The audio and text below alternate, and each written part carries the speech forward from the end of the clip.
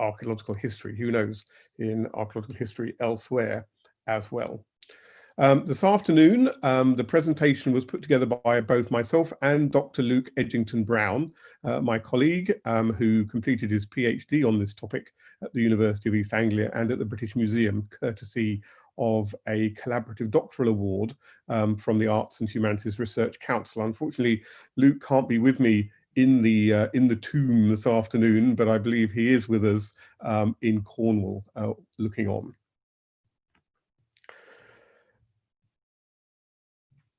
This afternoon, I'm going to talk about William Gowland and his contribution to archaeology, both in Japan and in the UK. And the way I'm going to do this is to introduce to you a research project, the Gowland project, which has been a collaborative international research project led by Professor Ichinose Kazuo of Kyoto Tachibana University and a team whose we'll list them all at the end of the talk, in conjunction with the Japanese section in the Department of Asia at the British Museum. And the reason for that collaboration will become clear in the course of what I'm going to be talking about. In discussing Gowland and his contribution, I want to create a context for you. We want to create a context for you, a little bit about early archaeology in Japan, which I believe is probably not so familiar to many of you listening. Something about the early interactions, sometimes surprising interactions between Japanese and British archaeology. I'm going to introduce you to the kofun, the burial mounds of Japan, which were Gowland's passion. In particular, two sites, Shibayama and Rokuya, which were two sites close to where he was living and working. We'll then flip over and come and consider Gowland's contribution to our understanding of Stonehenge. And this is where some of the Japanese British connections become very entangled and interesting. And then we'll head back to Japan and we'll look at the World Heritage Movement over there in the light of the inscription of a number of these kofun for the first time as UNESCO World Heritage in 2018. And a little bit of a consideration about the public presentation of the Japanese past relating to this. And we'll end up thinking about Gowland rather than as a Victorian pioneer only, but as a very modern archaeologist.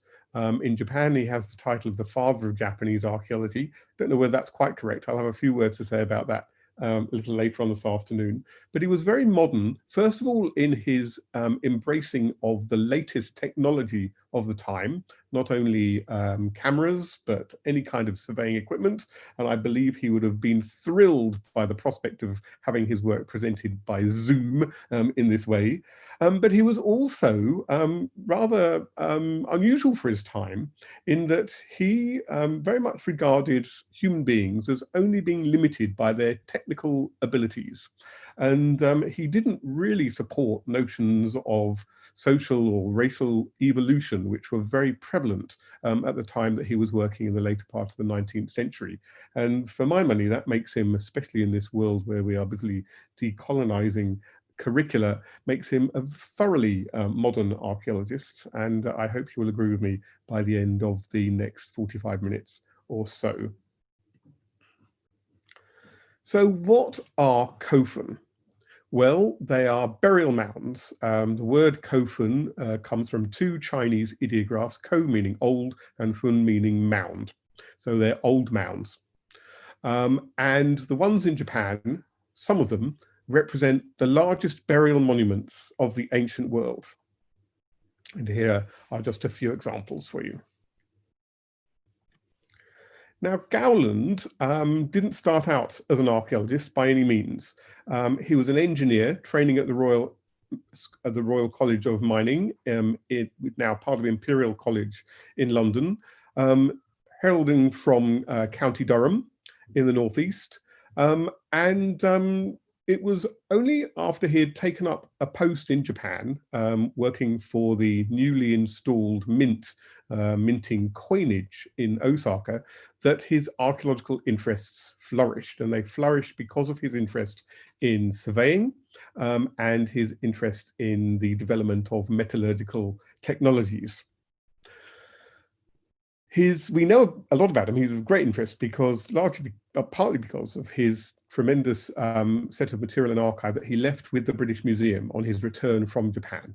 And this formed the basis of the Gowland collection, which was, I think it's fair to say, rediscovered by the former keeper of Japanese antiquities at the British Museum, Victor Harris, and his colleague, a journalist from Asahi newspapers, Goto Kazuo, who published this wonderful book, William Gowland, the Father of Japanese Archaeology, back in 2003.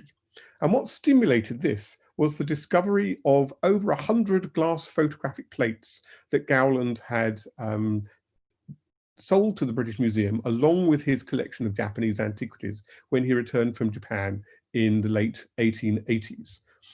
It was Harris and Goto that coined the term the father of Japanese archaeology. And as I say, we'll have a word or two to say about that as we move along. Now, sadly, the Mitsubishi Corporation Japanese galleries at the British Museum have yet to open post-pandemic lockdown.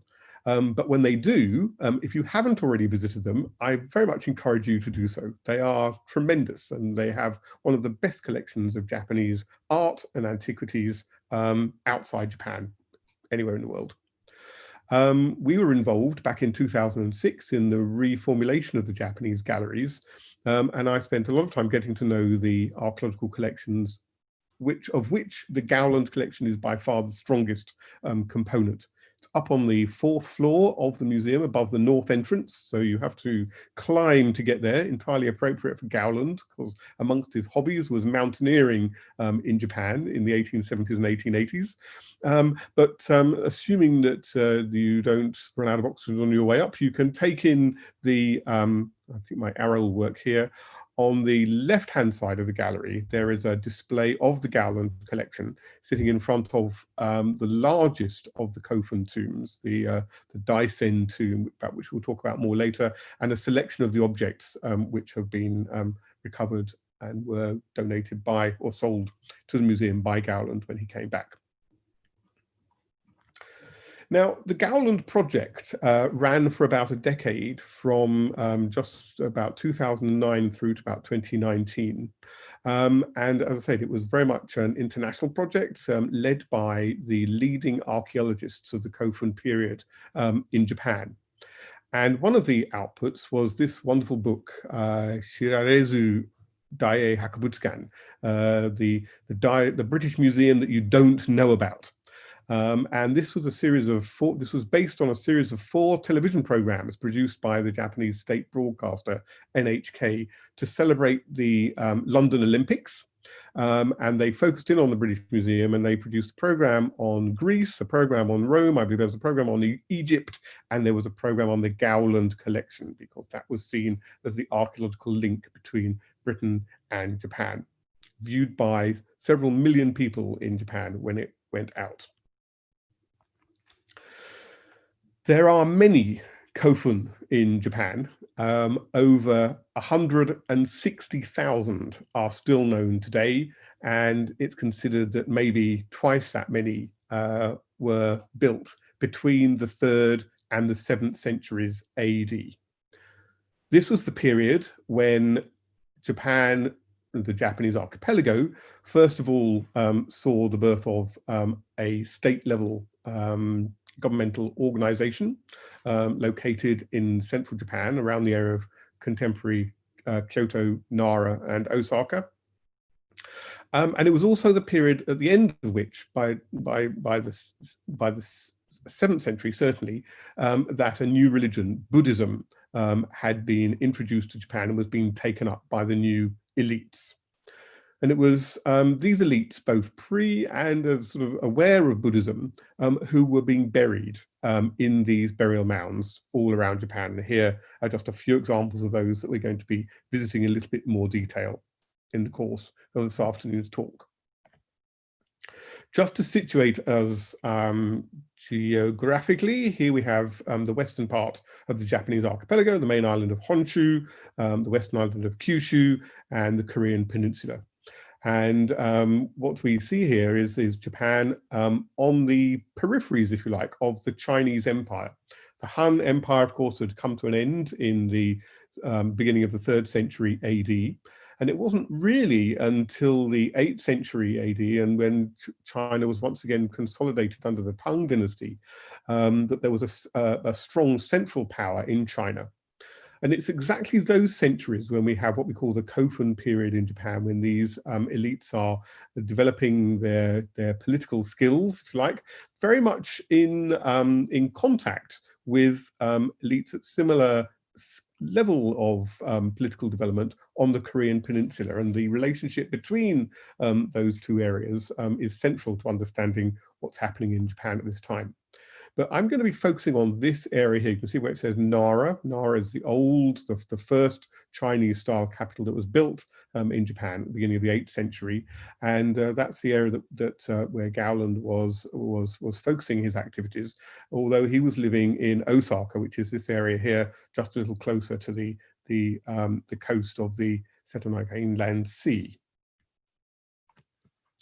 This just gives you some idea of the distribution of the mounded tombs of the Kofun themselves. You can see there are the greatest concentrations were particular in what is called the Kinai region here of Nara, Kyoto, Osaka, as I mentioned, but also with very significant concentrations in the Izumo region, in northern Kyushu, and in between Shikoku and the area around Okayama in the Kibi region here.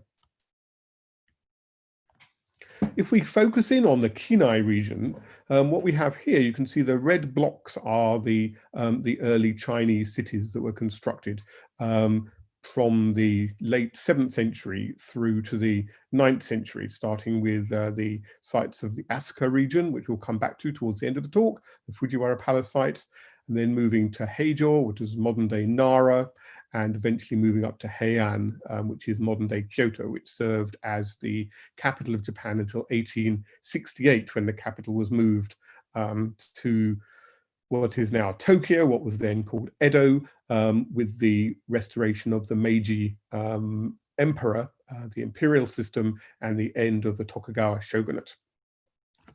That period of the later 19th century is exactly, of course, when Gowland was in Japan, and that forms the frame for the investigations that he was undertaking while he was there. So as well as those capitals, this is the same, roughly the same area, showing you clusters of mounded tombs that were built. And I haven't got time to go into these in a tremendous amount of detail, but we're going to come back to several of them in the course of this afternoon's talk. Most notably, we're going to start with Fujinoki, which is a little tiny mounded tomb to the just to the west of Nara. We're going to talk about the Shibayama tomb, because this is a tomb which Gowland himself investigated in 1887. We will have a quick look at some of the really big tombs, which is, here says Nintoku, here says Origin, and we're going to talk about that naming a little bit. And then we'll also come and have a look at some of the recent work in the Asuka region at Takamatsuzuka, because that would have been a surprise for Gowland. No question about that.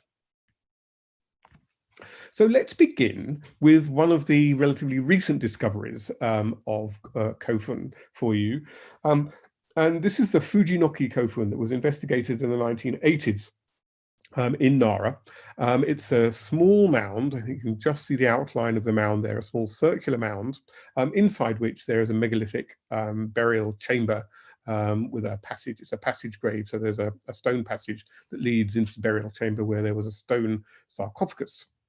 I don't think Fujinoki would have registered on Gowland's scale of Kofun requiring attention, but it became a sensation when it was investigated in the 1980s because of its incredibly well preserved contents. And most of these tombs have lost their contents over the years, and it's not very common that we find one that is quite as rich as Fujinoki. It's a relatively late tomb, dating to the later part of the 6th century AD, and in fact here we are. This was summer 2019, as the General Secretary said, seems like another world away. And here we have, I was there with the director of the society, Chris Skull, And we also have with us Professor Neil Price, a great Viking specialist from Uppsala in Sweden. And we were being guided around by Yoshimura Kazuaki, who's been working for the Kashihara Archaeological Institute and Museum all through his career, and is one of the most knowledgeable specialists on the tombs of this area. Here you can see the stone sarcophagus inside the burial chamber. There's a little plan showing you the entrance, and this is the reconstruction of the structure of the burial chamber and passage. Now, I just want to show you these slides because they just give you an idea of the kind of material which comes out of these tombs when they haven't been previously opened and robbed. They tend to have a lot of wonderful gilt bronze metalworking, including a lot of horse material. This is a part of a saddle.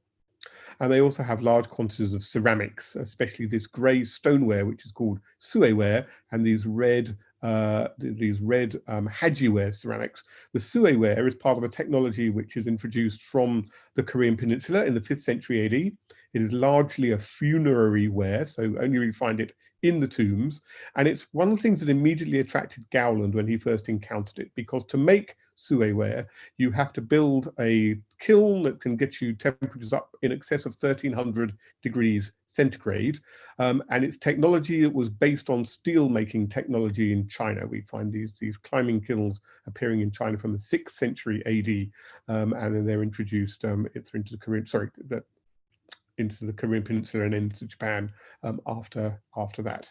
And Gowland, in fact, was one of the very first people in Japan to gather up remains from kilns in Japan, from kiln sites, and we know that the ceramics were of great interest to him.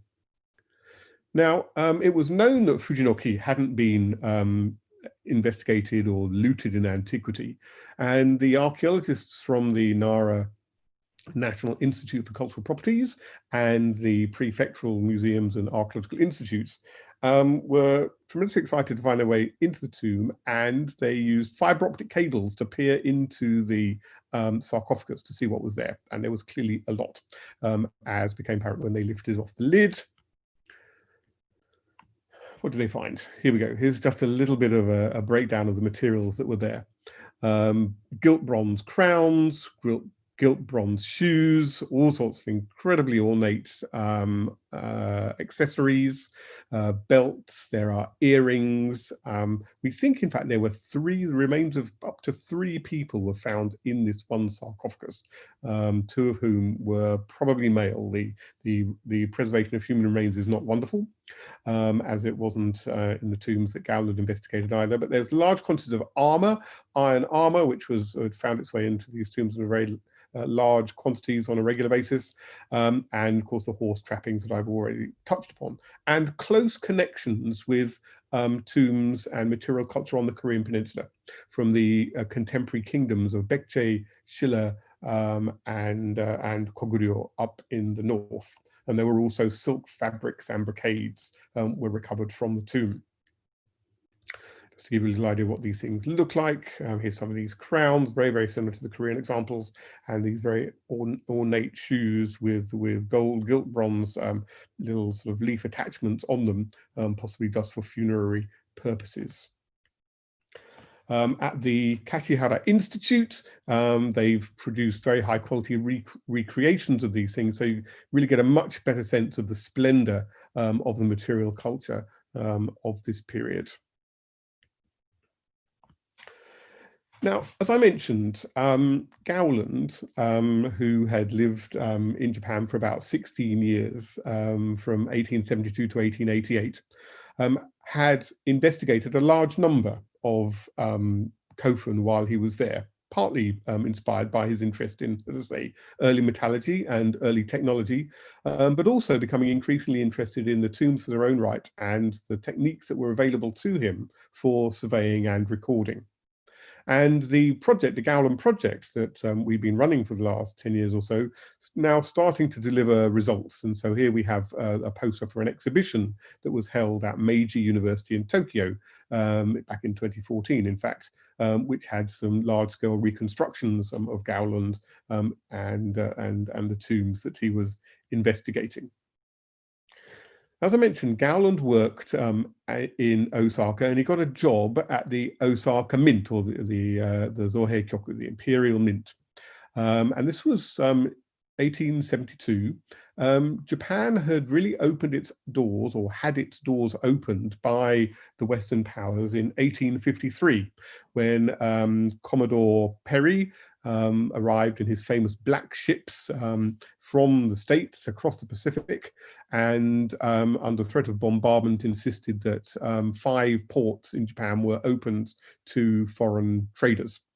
Prior to that, during the Tokugawa shogunate of the Edo period, which lasts from 1603 through to 1853, 250 years, the Japanese government, the Tokugawa shoguns, shut themselves off from the outside world.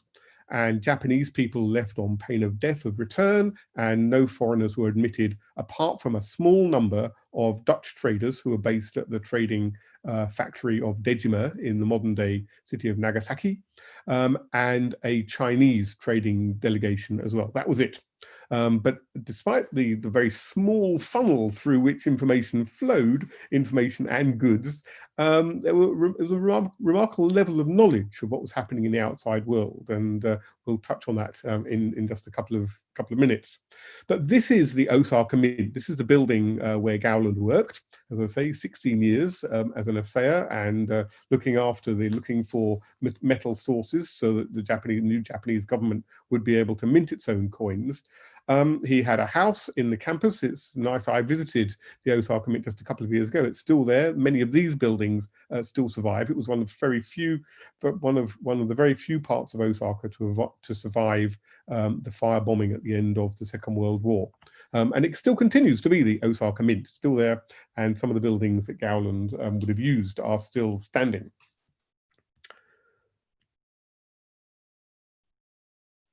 Now, Gowland was in Japan, 1870s, at a time, of course, when the archaeological world was in a state of considerable ferment, following on from the publication of Darwin's Origin of Species and Lubbock's Prehistoric Times. And he would have been a well-read Victorian gentleman, and I'm sure he would have been aware of these theories and ideas that were being propagated. But the real influences, the real archaeological influences on Gowland seem to come from slightly different directions. So William Pengelly of the Geological Society, whose excavations at the Brixham Cave in Devon in the 1850s developed new stratigraphic methods of investigating caves, which I think would have very much appealed to Gowland with his geological training, and we know that he was aware of that work. And later on, he came across the works of Augustus Williston Franks at the British Museum, and Franks's assistant Charles Reed.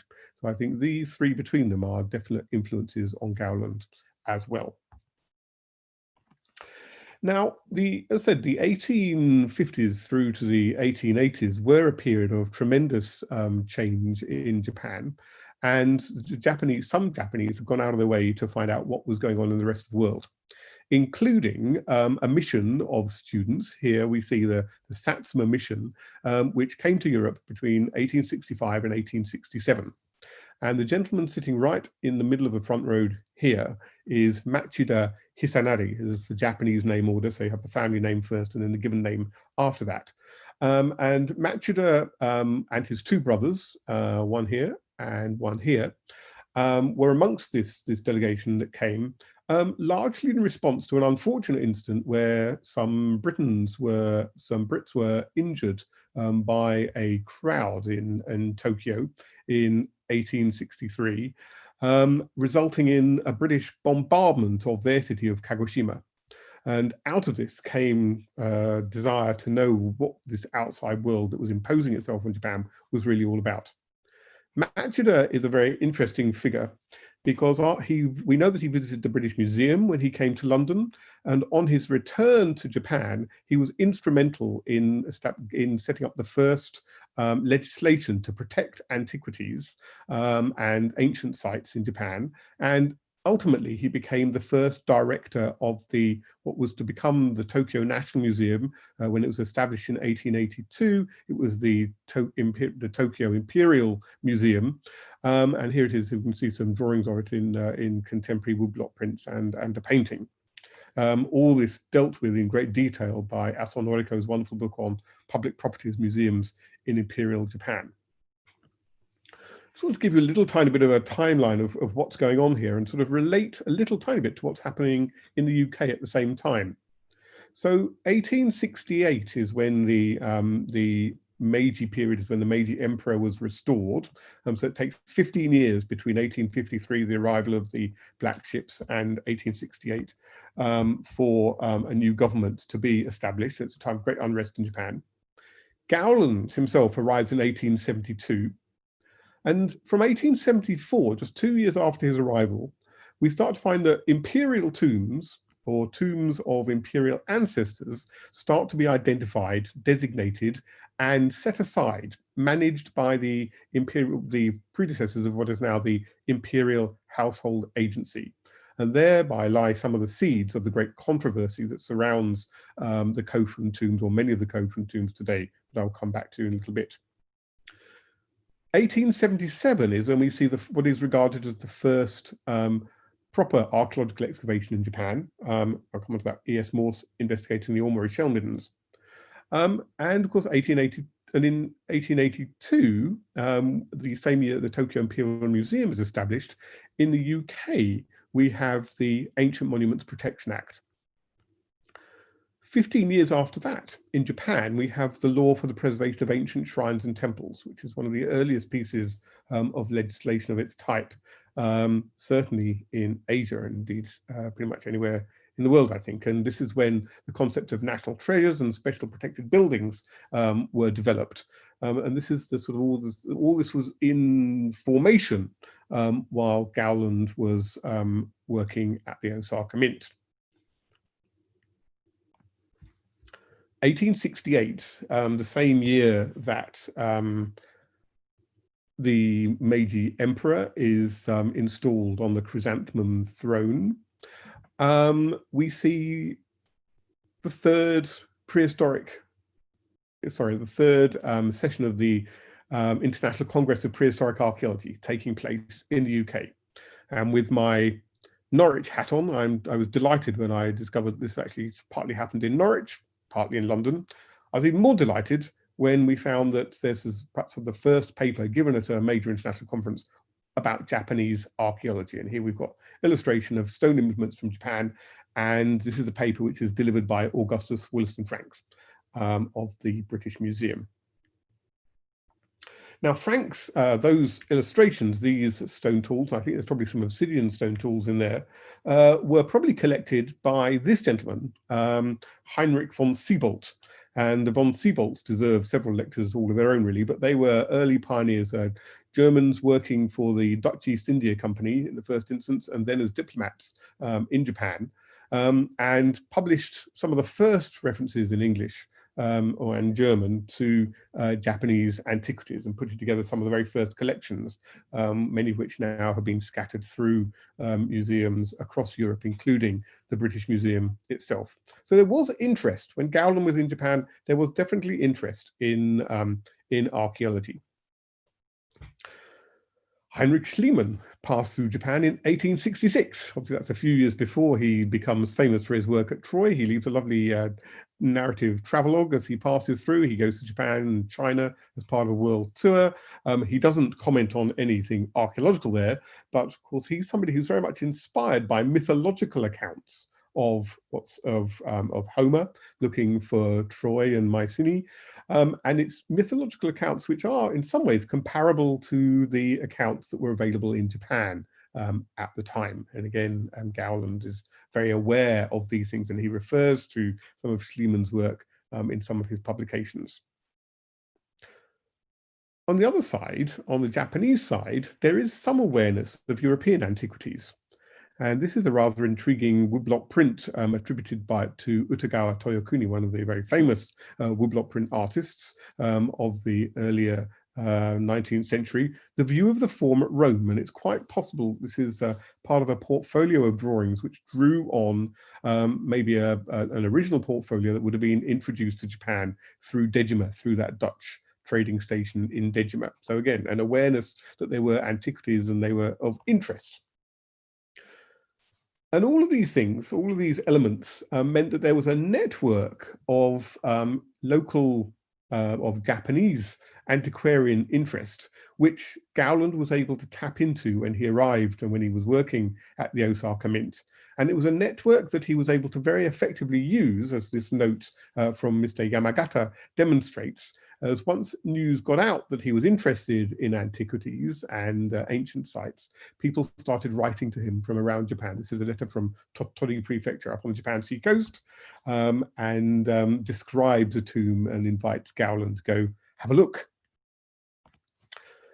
It is a very distinguished tradition of antiquarian interest in Japan that may be of interest to our other colleagues at the Society of Antiquaries here in London. Stretching back to the beginnings of the Edo period, in fact. And we have their politicians, literati, traders, people like Arai Hakuseki, who had a very important political career in early Edo period Japan, and Kimura Kenkado, who was the son of a sake brewing family in Osaka, made a fortune for itself, but then got into difficulty with the authorities for the strength of the sake that it was producing, and he then went into trading and paper production. But he was one of the first people to create something which looked like a museum collection, and he invited his colleagues around to come and admire the antiquities that he had collected. So there's this strong indigenous tradition of antiquarian interest in Japan that I've long felt deserves more attention. And one of the stars for me is this gentleman, Minamuchi Sanjin. That's his kind of sort of his pen name, his working name, if you will, who in the middle and later part of the 19th century traveled around eastern Japan,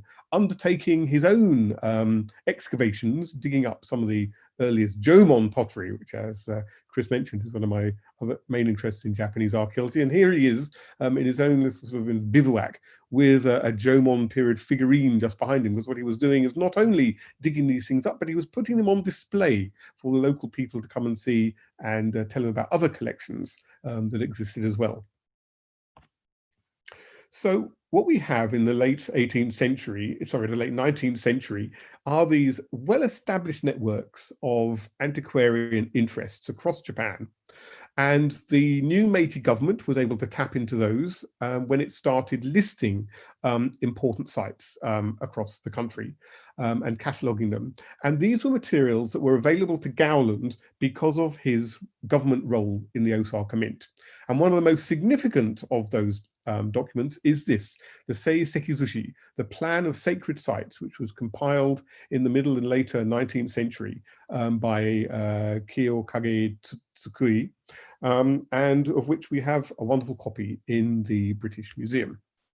And in the Sei Sekizushi, we have quite detailed drawings of some of these mounds. And this is the Daisen tomb, also known as the Nintoku Ryo tomb, which is the largest of all of the kofun in Japan. I'll say a little bit more about that in a second or two. There are also other sketches of these tombs, because this is with the re-establishment of the imperial government, it was decided that it was time to attend to what was a 1500-year tradition of burying emperors and their families in mounded tombs, many of which would fall into a state of disrepair over that period. Japan has a very active environment. There are many earthquakes, there are floods, there's torrential rains. All of that has a deleterious effect on these mounds. And repairs were undertaken, and surveys and sketches were produced of many of these sites. And this is an archive which is in the British Museum, and my money is an invaluable thing. I know our Japanese colleagues are very interested in these materials. Now, Gowland got to know this gentleman, Ernest Sato, who was one of the very early diplomats based in Japan. And Sato and his contemporaries were very interested in the early history of Japan, as part of the sort of the British interest in developing connections in the countries where they were based. And it was with Ernest Sato that Gowland first visited Kofun in, we think, 1880 to 1881. And one of the sites that he visited was this one, the Goshikizuka Kofun, in Hyogo Prefecture near the city of Kobe. Still there, it's all been beautifully restored and tidied up by the Agency for Cultural Affairs. And this is a very fine example of what is called a keyhole-shaped tomb in English, for obvious reasons. It's a Zempo Koenfun in Japanese. It means it's got a round mound and the extending platform at front. The traditional Japanese keyholes are a different shape, so it doesn't translate all that well. But these were the sites that really excited the interest of Gowland, and he was aware of earlier discoveries. There was a famous, like 1873, the Etafunayama Kofun in Kyushu was excavated that produced a sword with an inscription on it, talking about one of the 5th century emperors. And he became intrigued by all of that and the reports that were made of that. Ernest Sato at the Asiatic Society of Japan, who was the first person to report on that. Now, Gowland was to eventually investigate over 400, I think it was 406 Kofun altogether, and make detailed records of over 150 of those, including this one, which is the Mise Maruyama tomb in Nara Prefecture, which is one of the largest late Kofun tombs, and there's been a lot of debate about who was actually buried in there. But this was one of the tombs that was in the process of being designated as the final resting place of an imperial ancestor while Gowland was investigating. Here he is in the Tsukuhara tomb, where we've been all this time. As you can see, that he's wearing. Apparently, there are descriptions by his assistants at the Osaka Mint of how he dressed himself, and of particular significance here are his long boots, his nagakutsu, which he were his trademark in many ways, and which he used while he was exploring both the mountainous areas and other parts of Japan in his search for metal sources. We don't have any diaries from Gowland, I'm afraid, and so it's difficult to know precisely what he was thinking or what his experiences were.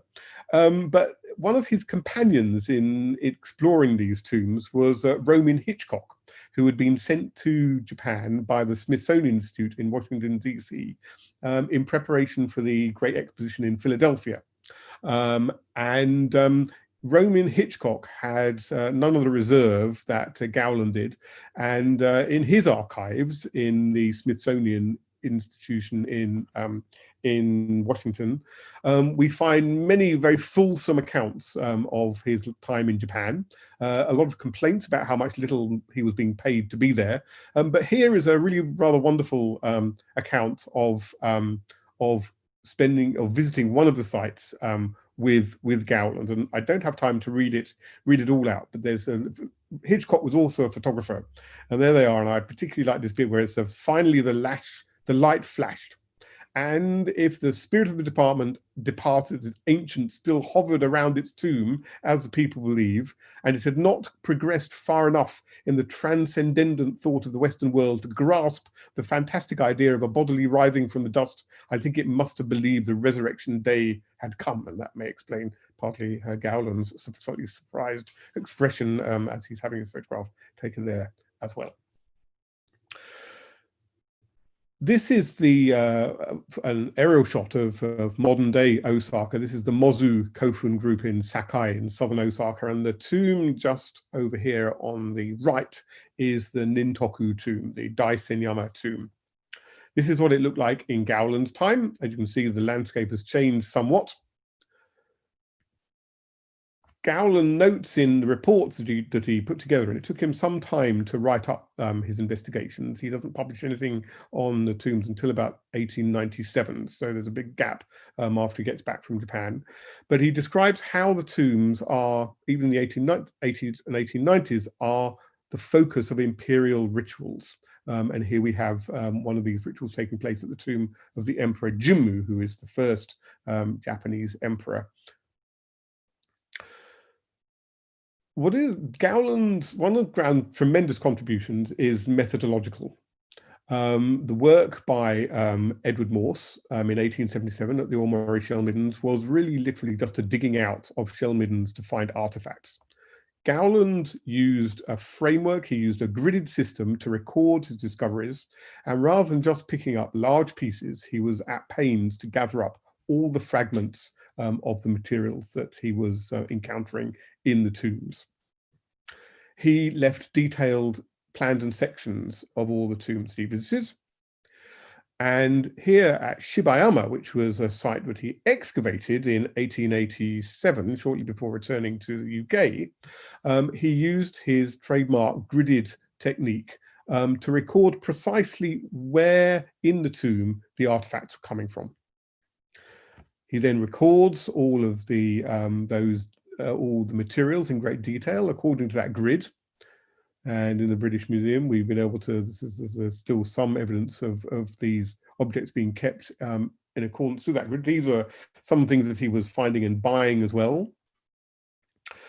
Here are his excavation plans and sections at Shibayama, and he's using as a model a man called Tsuboi Shogoro, who was doing similar kinds of excavations. And here is one from the Ashikaga Kofu, and I'll talk more about Tsuboi in just a few minutes.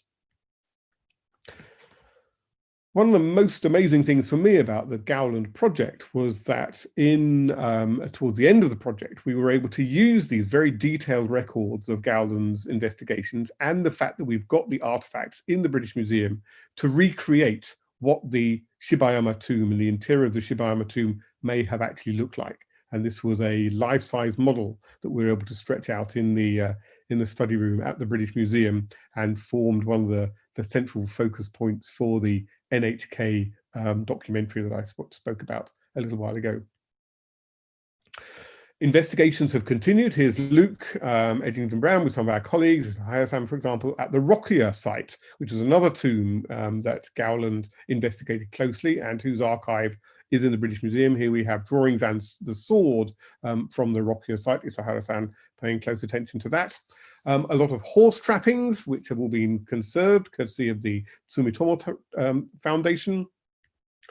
And these, alongside some of the objects that Gowland was able to purchase while he was in Japan, including this famous dancing haniwa, a terracotta tomb guardian. We know that several thousand of these would have been set up around many of these tombs, and this now graces the steps up to the Japanese galleries.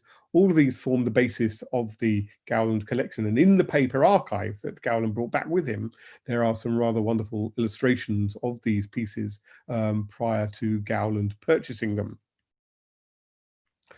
Another thing that's very significant about Gowland's contribution is that many of the sites that he recorded with his camera have long since disappeared. This example, for example, at Domyojiyama in modern-day Osaka, is no longer there, despite the scale of the megalithic stones which were used to build the entrance passage.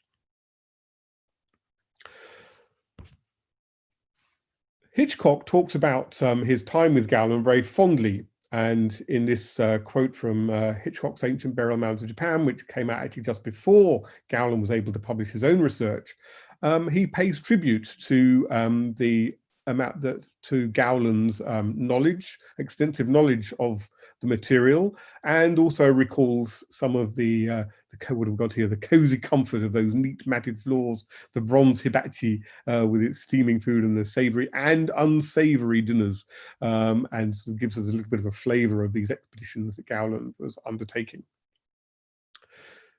Now, this is Edward Morse, who undertook the excavations of the Aomori Shield Middens in 1877.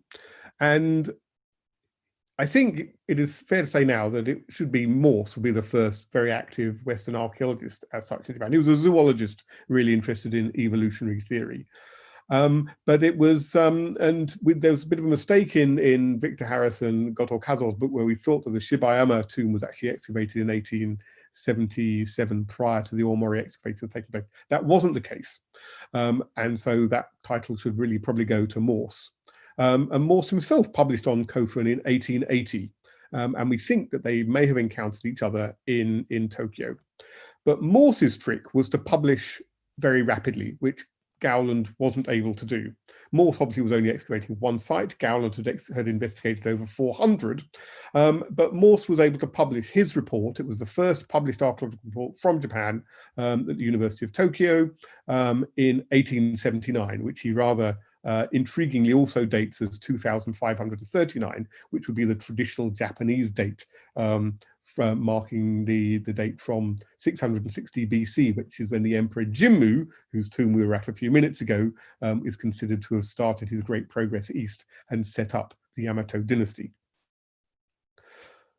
Another person that I want to think about in brief is Tsuboi Shogoro, and here's Tsuboi Shogoro excavating at some, these are small, they're Kofun period, but they're smaller graves which are cut into the side of a hill. This is the Yoshimi Hyaketsu. They're considered to be about 100 of these side passage burial chambers cut into the cliffs. This is up near modern day Tokyo. This is Tsuboi undertaking these investigations in the 1870s and 1880s. Here he is. Now, Tsuboi then comes to London in 1888, and he stays for 3 years, and he studies with Edward Tylor, one of the founding fathers of British social anthropology, of course. Gowland writes about Tsuboi, describes him as a most indefatigable archaeologist. But one of the reasons that Tsuboi has to come to London, and Tsuboi is actually the professor of anthropology, he's the first professor of anthropology at the University of Tokyo. He has been investigating tombs such as this, and he also starts to investigate some of the ones which are related to imperial ancestors. And it is convenient for him to leave in 1888 and come and spend an extended spell in London. And he spends time at the British Museum. He writes all kinds of interesting stories about figurines. He has encounters in the British Museum, which were of use to us in other projects. And he, maybe in many ways, he lays the foundation for a visit later by Hamada Kosaku, who comes and stays in London from 1913 to 1915 and studies with Flinders Petrie before going back to Japan to set up the first proper department of archaeology at what was then Kyoto Imperial University.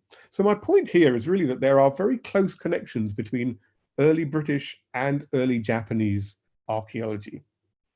And this just arrived this afternoon in my inbox from my very good colleague, Mr. Miao Toru from the Niigata Prefectural Museum of History. I told him I was giving the talk this afternoon. He said, oh, well, in that case, if you're talking about Japan and Stonehenge, you need this, which is pages from the Journal of the Anthropological Society of Tokyo, the Jinryu Gakusashi, all dated to 1895. And this is a report by Tsuboi Shogoro of a visit to Stonehenge, and he's drawn on illustrations from John Lubbock's publications as well. He was in France at Karnak as well. We know that. I think this is a wonderful set of illustrations. I'm not quite sure we've got any. I've never seen anything quite as early as this in Japan about realistic representations of European antiquities. So just in the last few minutes, I want now to turn to Gowland and Stonehenge.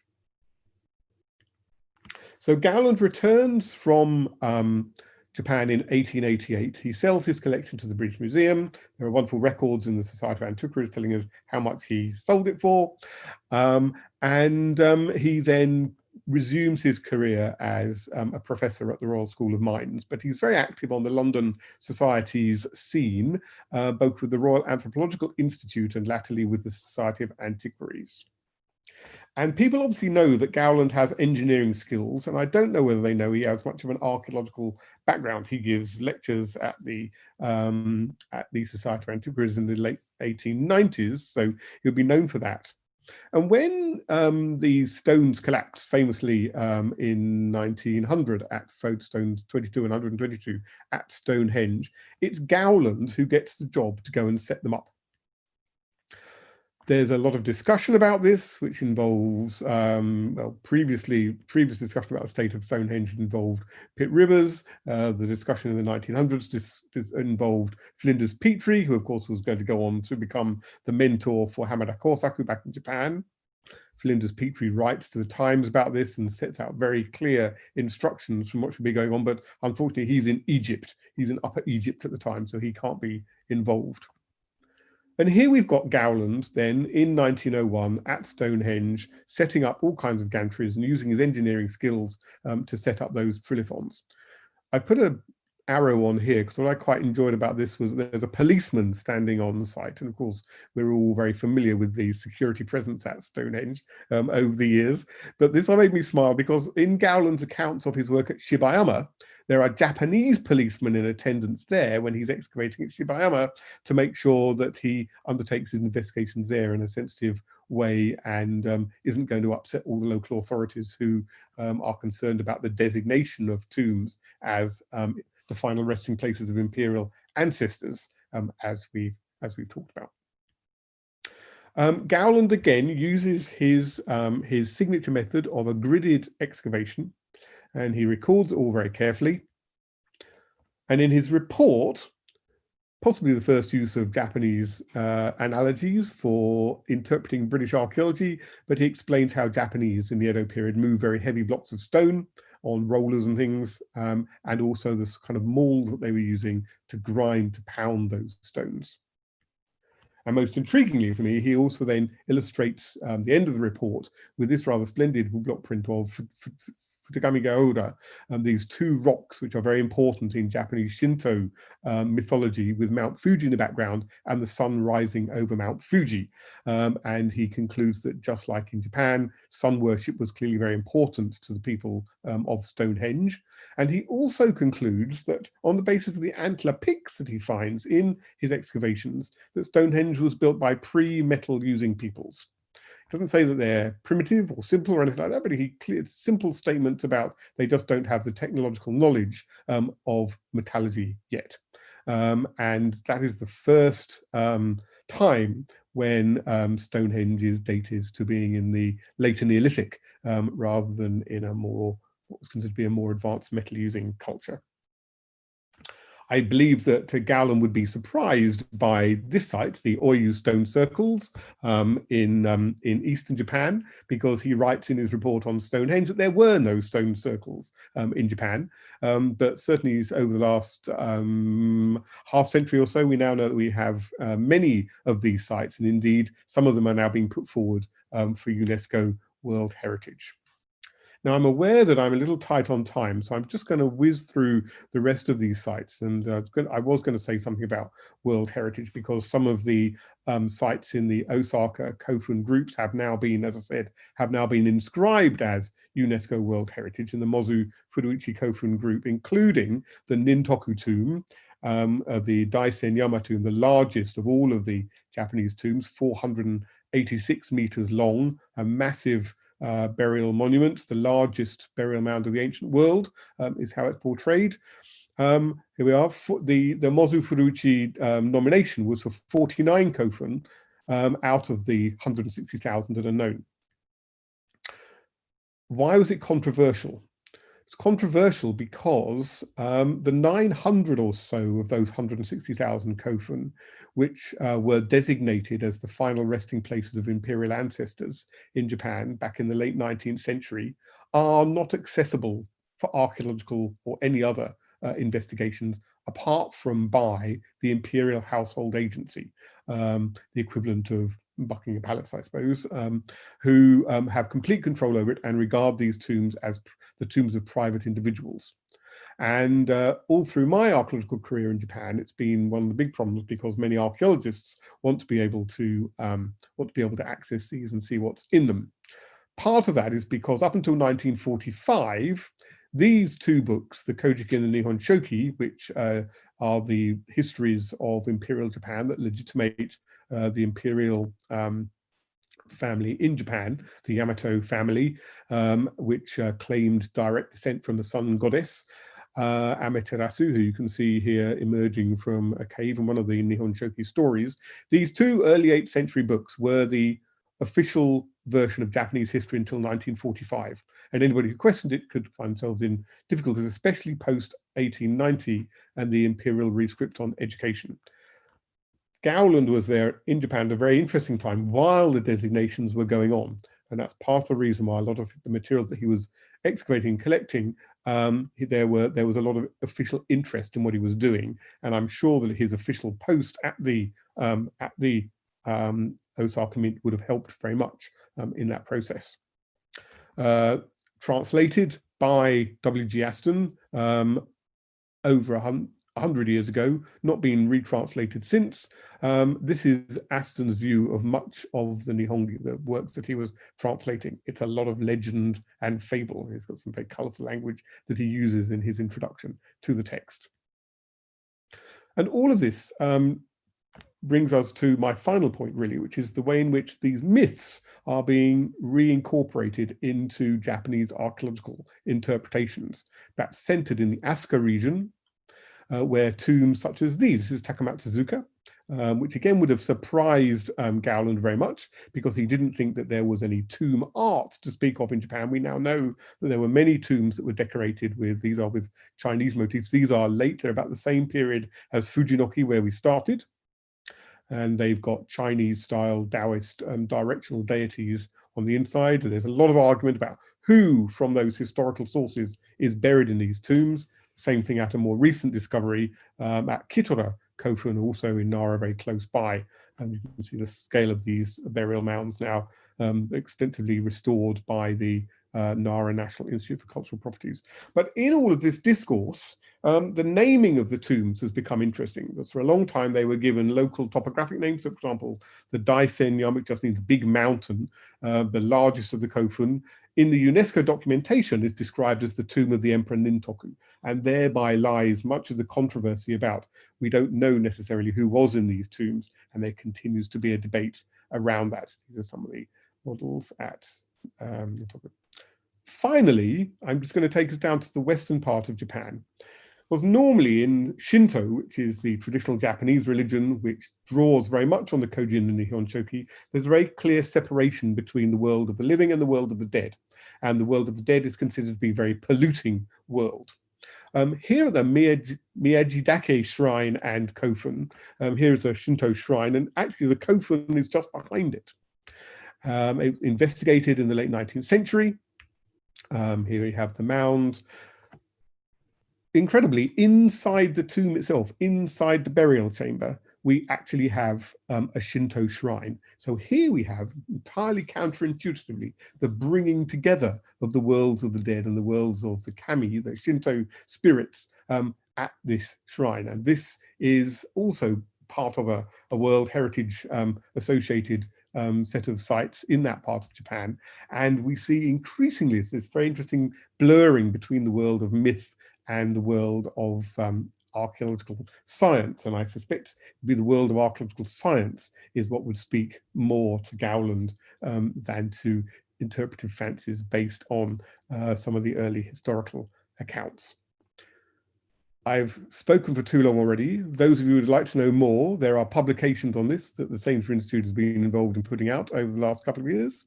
There are online resources that I would urge you to consult as well. And I'd just like to close by thanking everybody who's been facilitating all of the research and taking part in the research. In particular, and I'm afraid there wasn't space on this screen, but I want to thank the librarians of the Society of Antiquaries for their very generous making available the archives associated with Gowland that are held in the library at the Society of Antiquaries. And I hope this afternoon I've just been able to give a little bit of an overview of the significance of Gowland and his collections, and perhaps encourage some of you to follow up a little bit more with the wonderful world of Japanese archaeology. Thank you very much.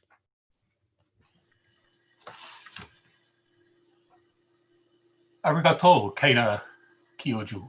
Thank you very much, Simon.